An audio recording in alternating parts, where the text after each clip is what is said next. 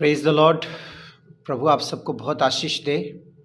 आज के सुंदर समय और सुंदर अवसर के लिए मैं परमेश्वर को धन्यवाद करता हूं कि प्रभु ने जो आपके मेरे जीवन में दिया है। आज हम थोड़ी देर परमेश्वर के वचन से बात करेंगे और मेरा आज का सब्जेक्ट है पवित्र आत्मा के फल, पवित्र आत्मा में जीवन जीना।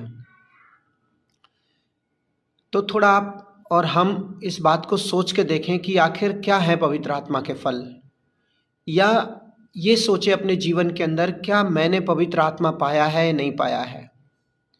प्रभु यीशु मसीह ने कहा, परमेश्वर के वचन में इस प्रकार से लिखा है कि अंत के दिनों में मैं अपना आत्मा सब मनुष्य को प्रोड़े लूंगा। तुम्हारे बेटा बेटियां भविष्यवाणी करेंगे, जवान दर्शन देखेंगे, पुराने सपने देखेंगे। पवित्र आत्मा पेंतीकोस्त के दिन उनके चेलों पर, उनके लोगों पर, परमेश्वर के लोगों के ऊपर उड़ेल दिया गया। उन्होंने अन्य अन्य भाषा में बातें की।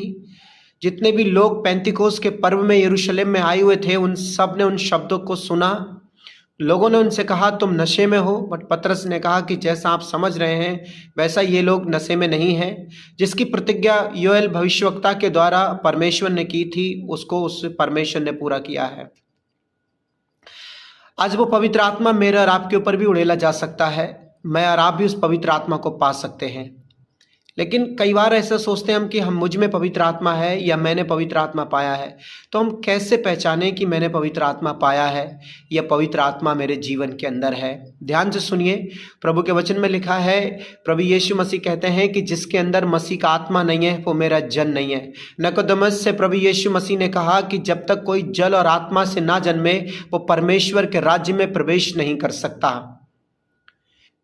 पवित्र आत्मा में जीवन जीना, पवित्र आत्मा मेरे और आपके जीवन में है, वो मेरे और आपके जीवन में दिखाई दे। इस बात के लिए अपने आप को ऐसे पहचान सकते हैं क्योंकि वचन में लिखा है कि आत्मा के फल हैं।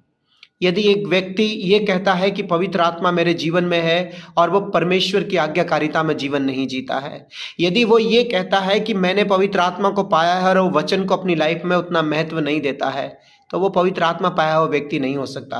क्योंकि पवित्र आत्मा पाए हुए व्यक्ति के अंदर चिन्ह होंगे और वो चिन्ह ये है कि पवित्र आत्मा के फलों को दिखाई देना।